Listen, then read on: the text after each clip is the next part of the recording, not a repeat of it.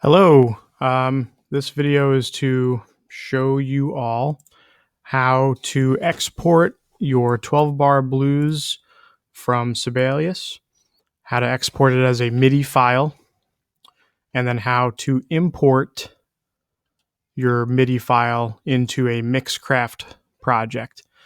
Okay, so exporting means you are taking some sort of file type out of your project. I'm just trying to simplify it here. So I have my 12-bar blues here. It's all complete. If I want to export my 12-bar blues as a MIDI file, I'm going to go to File. Down here on the left is a button that says Export. And then you have multiple options on how you want to export this project. You have audio. You can export it as a graphic or as a MIDI file. Okay, this is like a common file type suitable for importing into other music programs. Okay, I don't have to worry about any of this stuff.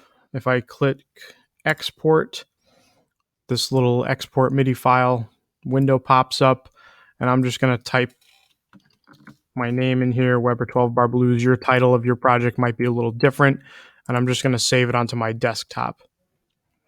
Okay, so I click save. Once I'm done with that, I need to close Sibelius. Okay, I need to close the editing window, and then I need to actually close the quick start menu because that means the project is still open. So here is my 12-bar blues MIDI file, and it shows up like a parking cone here, which is a VLC media file, and you can see the extension is .mid. That's how you know you did it the right way. I have a couple of different MIDI files here, but this is the one I'm going to use for now. Now, on your computer, I haven't uploaded this assignment yet, but you're going to have a download Mixcraft file here that you're going to download and open up on your own computer, and it's going to sort of look like this. Okay, I have my project here. This is what the 12-bar blues Mixcraft template looks like. Now, a simple way to get my MIDI file, this 12-bar blues MIDI file that I just exported from Sibelius, in order to get that into Mixcraft, what I have to do is click and just drag it into any of the blank space down here, and it will automatically create a third instrumental track. And this audio track I don't need, so I'm just going to get rid of it. But now what I have here, okay, if I solo this track, that's what my 12-bar blues was.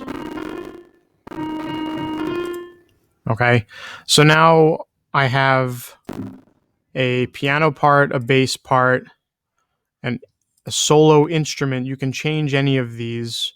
You can change it to any sort of chordal sound. If you want guitar here, you can do guitar. The only thing that I did not add is a drum track. So that's where you come in. All right. If you want to change this to, let's see, string synth, plastic synth. I don't know what it sounds like.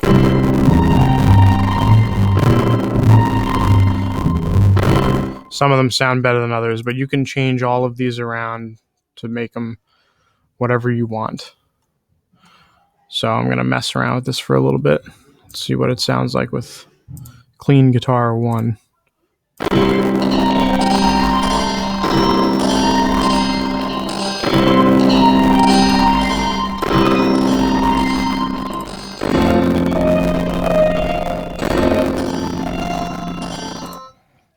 Who knows what this will sound like?